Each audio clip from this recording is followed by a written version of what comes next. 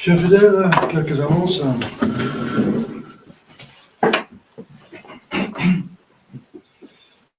Et voilà, c'est le premier dimanche, fête d'obligation de l'année. Je souhaite à toute personne, n'est-ce pas, que je n'ai pas encore eu l'occasion de saluer, beaucoup de grâce et de bonheur dans la nouvelle année. C'est le cas de souhaiter parce que nous sommes arrivés dans des temps de tribulation dans les sociétés, comme vous savez. Donc, mais avec notre Seigneur, avec Dieu, avec nous, qu'est-ce que vous voulez, on a tout ce qu'il faut. On a tout. Si on est avec Dieu, on n'a rien. Si on n'a pas Dieu avec nous, ou nous avec Dieu plutôt. Donc, je vous souhaite beaucoup de grâce. Quoique pour moi, la nouvelle année, c'est le premier dimanche de l'Avent. C'est l'année liturgique plus importante. Il y a 2 années, n'est-ce pas, comme il y a 2 natures. La nature de création et la surnature de rédemption.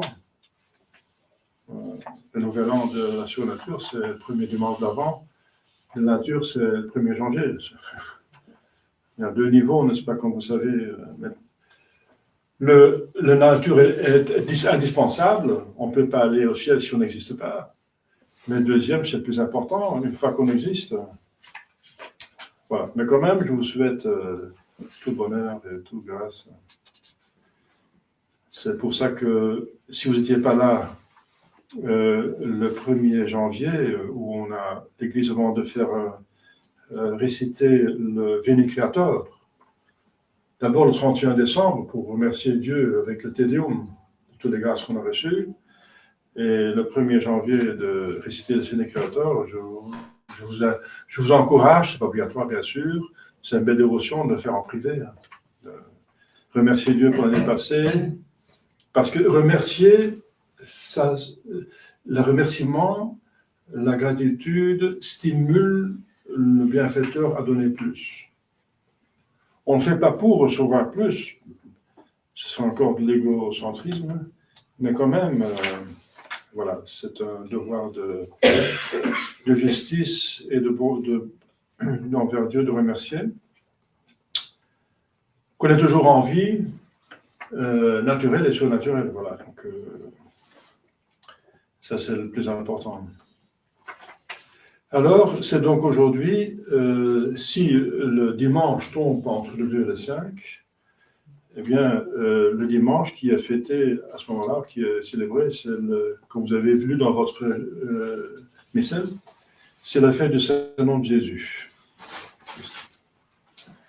Demain, c'est encore une grande fête qui, normalement, selon le droit canon, est obligatoire, mais selon le Concordat Napoléon, donc en pratique pour nous, pas obligatoire, c'est l'Épiphanie, le 6e janvier.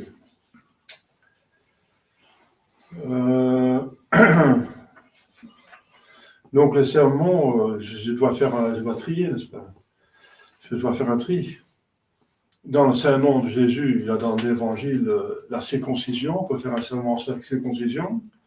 Il y a le fait qu'il reçoit le nom de Jésus, on peut faire effectivement un serment sur le nom de Jésus. Et ensuite, puisque demain les personnes ne vont pas arriver, c'est très inutile de parler de l'Épiphanie. C'est déjà 3 sermons, mais je suis un petit peu frustré que je ne vais pas parler de tout ce que je voudrais bien dire. Et alors, on a mardi, donc, de la féerie dans le temps de l'Épiphanie qui commence, qui appartient bien sûr au cycle de Noël. Mercredi, la féerie, jeudi, la féerie, vendredi, la féerie, samedi, la féerie. C'est 4e classe, donc on peut choisir une messe dévotion. Quoique samedi, il y a encore la mémoire de Sainte Higuin, pape et martyr. Dimanche prochain, c'est le premier dimanche après l'Épiphanie, c'est donc la fête de la Sainte Famille. Encore, il y a beaucoup à dire. Sainte Famille, la famille est importante, c'est une société naturelle et qui est surnaturalisée par Jésus-Christ par le fait qu'il a rendu le mariage un sacrement. l'encourage de méditer dans Vos missels et dans d'autres livres ces grands mystères, parce qu'il ne peut pas tout dire dans le sermon. Au nom du Père et du Fils et du Saint-Esprit, ainsi soit-il. Chers fidèles, même déjà l'épître, il y a encore un quatrième sujet qu'on pourrait aborder, j'ai oublié de dire. Dans l'épître, il y a quelque chose de très important, n'est-ce pas? C'est, à mon avis, c'est Saint-Pierre, si je me rappelle, l'épître. Non, c'est les Actes des Apôtres, voilà. Mais c'est Saint-Pierre qui parle. Et Saint-Pierre qui dit « Non destinatio aliquo salus ». Voilà. Avec ça, on peut réfuter déjà la plus grande erreur de Vatican II, c'est l'esprit d'assise. Le fait qu'on ait permis de respecter les autres religions, donc respecter les péchés mortels, les plus importants, parce que les commandements sont ordonnés selon l'importance. Le premier est plus important que le 10e. Le premier, c'est aimer Dieu au-dessus de tout. Ça veut dire une seule religion, bien sûr, un seul Dieu, une seule religion. Alors, si on doit avoir du respect pour d'autres religions, pour d'autres dieux, c'est la catastrophe. Et c'est dans Nostra Aetate, dans un des documents de Vatican II, c'est pour accomplir ce document, et Jean-Paul II le dit, j'exécute le concile. Il a organisé cette abominable réunion à Assise, où il a laissé vénérer, adorer tous les dieux, n'est-ce pas, par tous les représentants de toutes les religions du monde, publiquement. Et voilà. Et François continue d'exécuter Vatican II. Bergoglio, pour beaucoup de personnes, c'est clair que c'est un mauvais pape, mais il ne fait qu'exécuter Vatican II. Il y a déjà 60 ans qu'on sait que c'est. Mais bien sûr, les gens, ils sont plus frappés par des choses qui sont visibles et sensibles que de théories. Enfin, théorie du papier, mais c'est le papier important parce que c'est une proclamation de l'Église qui est fondée sur la vérité. Et la vérité sont des paroles et des idées. Mais pour les gens, c'est les actes qui comptent plus. Oui. Mais voilà, ils finissent par comprendre de quoi il s'agit. Donc, la racine du mal, c'est Vatican II, n'est-ce pas? C'est l'hérésie. Alors, comme je viens de dire, c'est un évangile très court, mais il y a deux mystères très profonds, la circoncision et ensuite le nom de Jésus qui est imposé. La circoncision, j'en ai parlé l'année dernière, hein, donc mes sermons sont encore en ligne sur ma chaîne. C'est le plus grand sacramental de l'Ancien Testament. Et qui signifie beaucoup de choses, comme vous savez, que le péché vient par la procréation, donc cet organe qui est mutilé, n'est-ce pas, par lequel le péché est transmis, c'est pour signifier qu'il faut réparer, n'est-ce pas, qu'il faut mortifier la racine du péché, n'est-ce pas. Et, donc c'est un symbole de consécration à Dieu, un acte de reconnaissance de sa souveraineté, parce que c'est quelque chose de pénible, et on le fait par obéissance.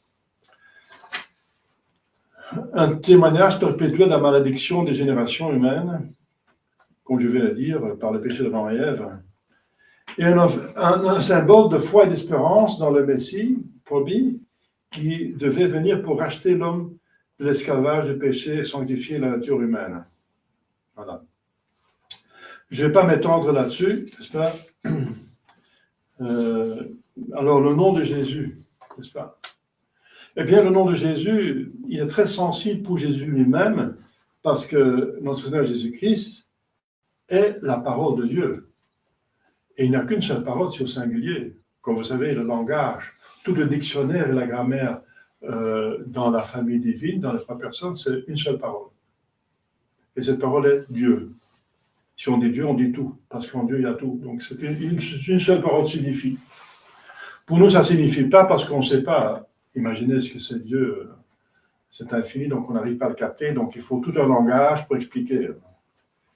Eh bien, cette parole s'est fait chair, et quand elle s'est fait chair, elle s'appelle Jésus. Donc, pour Jésus, c'est très sensible parce que c'est une parole. La parole, c'est son nom. Et pour nous aussi, un nom, ça désigne une personne. Si on dit le nom, la personne vient. On va ça même avec un chien, n'est-ce pas? Hier, j'étais avec ma sœur. parce que mon beau-frère est décédé, Dieu et son âme. Et elle a un chien, et dès que je dis le nom du chien, il retourne la tête, il a compris, c'est lui, quoi. Donc, si même un animal le comprend, mais ça, c'est d'autant plus les personnes qui sont intelligentes, comme les hommes, les anges et Dieu même. Eh bien, le nom a un pouvoir, une relation avec la personne même. Donc, si c'est comme un représentant, si on dit le nom avec respect, on a respect pour la personne. Si on a le nom avec le mépris, on méprise la personne. Et voilà, et dis donc qu'il a une force en soi. L'Église considère le nom de Jésus et le Marie aussi, ça va ensemble, comme des sacramentaux. Si fort même que si au moment de la mort, on a reçu la bénédiction papale d'un prêtre, et on dit le nom de Jésus-Marie, on accepte la mort, on a une indulgence plénière au moment de mourir, en disant le nom de Jésus et de Marie. Et si on ne peut plus le prononcer, on prononce avec son cœur, pourtant qu'on peut le faire. Le nom de Jésus a donc toute la force de Jésus lui-même, parce que c'est au nom de Jésus que, justement, que Saint-Pierre, il a guéri un malade. Il a guéri au nom de Jésus. Il dit aux Juifs qui ont crucifié Jésus, c'est au nom justement de celui que vous avez crucifié que j'ai fait ce miracle. Ce n'est pas par moi-même. Donc si nous, qui sommes des hommes, utilisons le nom seul de Jésus, on a des pouvoirs divins. Ouais, vous voyez la force qui est dans un nom, n'est-ce pas? Et Jésus va en parler ailleurs, il dit faites toutes vos prières en mon nom, et vous serez exaucés, parce que bien sûr, son nom c'est lui, et lui il a mérité toutes les grâces. Voilà. Alors, ce nom, n'est-ce pas, il va être aimé, mais il va être malheureusement haï. Aussi, ceux qui le rejettent, c'est en liaison avec ce que dit, ce qu'on a vu lors de quand on a parlé de la prophétesse Anne et Siméon. Et Siméon va dire, c'est dans Luc 2, n'est-ce pas, deuxième chapitre. Voici cet enfant est destiné à amener la chute et le relèvement de plusieurs en Israël. Chute et relèvement. C'est une explication de ce qu'ils disent les anges, paix à tout homme de bonne volonté. Donc c'est une seule catégorie d'hommes qui va être sauvée, c'est de bonne volonté. Ceux-là vont être relevés, ceux qui ne sont pas de bonne volonté vont chuter. À devenir un signe qui provoqua de la contradiction. Eh bien, à cause de l'enterrement que je vais faire samedi prochain, n'est-ce pas, il y a encore la famille qui va venir ensemble, même des personnes, n'est-ce pas, qui normalement ne me parlent pas, parce que je suis catholique, je suis traditionnaliste, je suis prêtre, qui ne parlent pas. Et ça, c'est le malheur dans toute famille et dans toute nation, n'est-ce pas, cette division, n'est-ce pas, qui est causée par la religion, il faut bien le dire. Mais c'est voulu par Dieu, pas la division, mais le fait qu'il faut choisir et que les hommes ont une volonté libre, donc il y en a qui vont dire oui, il y en a qui vont dire non, et c'est ça qui fait... C'est les hommes qui divisent finalement, c'est pas Dieu. Mais dans un langage oriental, Jésus va l'attribuer à soi-même. Il va dire, ne croyez pas, c'est Matthieu 10, ne croyez pas que je sois venu pour apporter la paix sur la terre. La paix sur la terre. C'est curieux parce que les gens disent paix à tout homme. Oui, justement, c'est ça. Je ne suis pas venu apporter la paix, mais l'épée. Car je suis venu mettre la division entre l'homme et son père, entre la fille et sa mère, entre la belle-fille et sa belle-mère. Incroyable, c'est jusque dans les familles. Jusque dans les familles, ça va pénétrer, n'est-ce pas, cette division entre bonne volonté. Et c'est très pénible, mais c'est comme ça qu'il faut laisser. Justement, la tension qui est entre la nature et la surnature. Bien, c'est la surnature qui est plus importante. C'est des sites de l'éternité. Donc, c'est celui qui accepte le non sont bénis, ceux qui rejettent le non, il n'y a pas de salut en dehors de lui. Et s'il n'y a pas de salut, il y a la souffrance, il n'y a pas de salut. Donc, toute cette liberté religieuse, n'est-ce pas, qui dit qu'on peut choisir la liberté, la religion qu'on veut, c'est un horrible mensonge.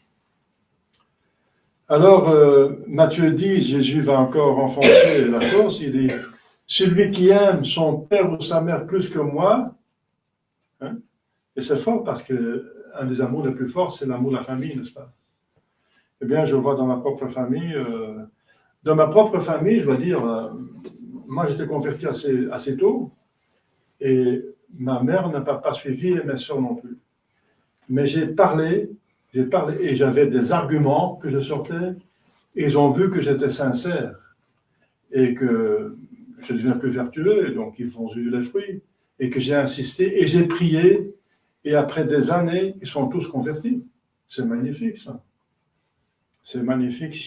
C'est un bonheur si toute la famille est ensemble, mais elle doit être ensemble dans la foi. Hein. Parce que Matthieu 10, alors, Jésus-Christ lui-même, il dit, celui qui aime son père ou sa mère plus que moi, donc si on veut garder la famille ensemble, mais on se heurte à la religion, on va faire violence à la religion pour toute la surveillance. Celui qui aime plus que moi n'est pas digne de moi. Et celui qui aime son fils ou sa fille plus que moi n'est pas digne de moi. Celui qui ne prend pas sa croix et ne me suit pas n'est pas digne de moi. Donc c'est une croix. Hein. Et c'est en général. Donc, voilà.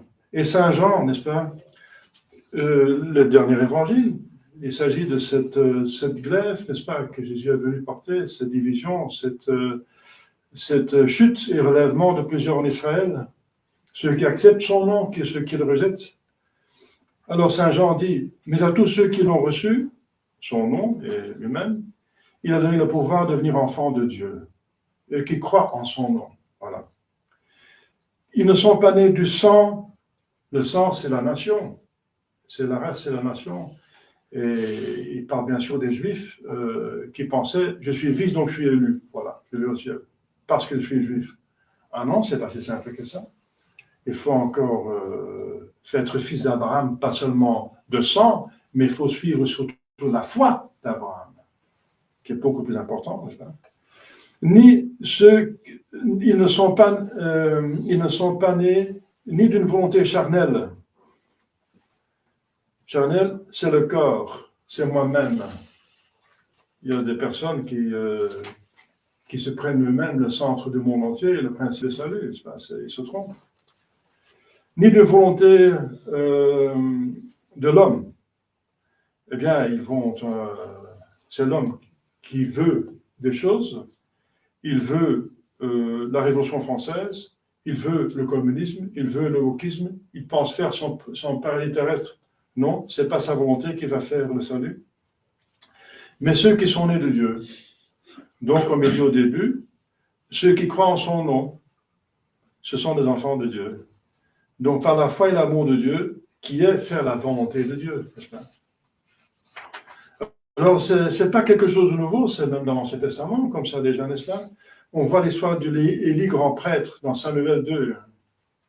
Alors, vous connaissez cette histoire, vous avez déjà parlé plusieurs fois, quand il s'agissait, n'est-ce pas, de l'éducation, des responsabilités qu'on a envers, si on est, enfin, des enfants de l'école, tout ce que vous voulez, n'est-ce pas, si on a responsabilité en personne, on a une autorité. Parce qu'il manque, justement, contre la mentalité moderne, qu'on laisse faire tout. Et c'est une charité qu'on laisse faire tout. On pense que c'est une charité. Ah non, non, non.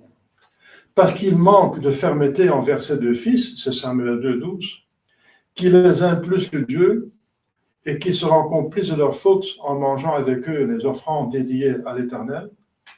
Les fils et lui-même sont frappés par le jugement divin à l'instant où il entend que ses deux fils sont morts dans le combat, et que l'Arche d'Alliance est prise, donc Dieu a puni toute la nation pour ses péchés du grand prêtre. L'Arche d'Alliance est prise par les Philistins, en butin par les ennemis d'Israël. Il tombe à la renverse de son siège et meurt âgé de 98 ans. Comme c'était dit par le prophète Samuel, il a averti Élie qu'il ne devait pas permettre ça, n'est-ce pas? Voilà, donc, même si dans les familles, je suis confronté moi-même, il y a des familles qui ne me parlent pas, n'est-ce pas, qui me négligent, n'est-ce pas? Ils acceptent tout le monde sauf moi-même, à cause de la religion. Eh bien, il faut accepter ça comme une croix, voilà. Et c'est un choix qu'il faut faire, c'est inévitable. On ne peut pas espérer que tout le monde va choisir pour le bien. On peut l'espérer, oui, mais en pratique, ça ne marche pas. Donc, dans les familles, dans les nations, dans toutes les sociétés, il y a le glaive de Jésus qui va trancher, n'est-ce pas? Et nous devons choisir le bien. Voilà. Donc, et bien sûr, on peut essayer de récupérer, et ça c'est très important. Moi, je suis le premier à le faire. J'ai tout fait pour convertir ma famille, et heureusement, dans la famille, ils se sont tous convertis, mais la famille lointaine, non.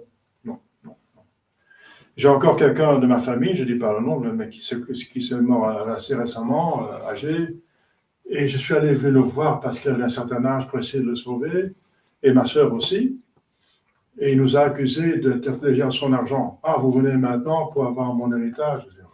Je n'ai pas eu même la moindre pensée de cela, n'est-ce pas? Et il a été conseillé par un mauvais prêtre de concilière, il est mort comme ça. Ça, c'est très bien triste. C'est bien triste. Bien sûr, c'est Dieu qui va juger. Hein. Quelle différence avec mon beau-frère, n'est-ce pas, qui est mort avec le scapulaire. Le scapulaire, il avait confessé récemment, encore communié. Il avait vraiment fait, il a fait un effort, ma sœur quand témoigne, il a fait un effort, n'est-ce pas, pour se rendre meilleur. Parce que tout le monde a ses défauts, mais il a fait vraiment un gros effort. Eh bien, c'est beau, n'est-ce pas? Quelle consolation. Donc, on va, dans la famille même, ce tranchement, n'est-ce pas? C'est pénible, mais c'est une partie de notre croix. Alors, nous pouvons faire que vivre nous-mêmes saintement, n'est-ce pas? Pour donner l'exemple, c'est le plus important. Ensuite, dire une parole de temps en temps qui est fertile, n'est-ce pas? Ça doit tomber dans une bonne terre, sinon ça ne sert à rien. Et de prier par derrière et de faire des pénitences. Voilà. Ces 4 choses. C'est très puissant, n'est-ce pas? Et voilà, c'est la meilleure. Si on aime sa famille et sa nation, c'est ça qu'on peut faire pour eux, n'est-ce pas? C'est le plus grand cadeau, n'est-ce pas? De leur donner la vie éternelle. Et voilà, s'ils prient déjà le chapelet, c'est gagné, hein, parce qu'à la fin, un enfant de Marie ne périt pas. Au nom du Père et du Fils et du Saint-Esprit, ainsi soit-il.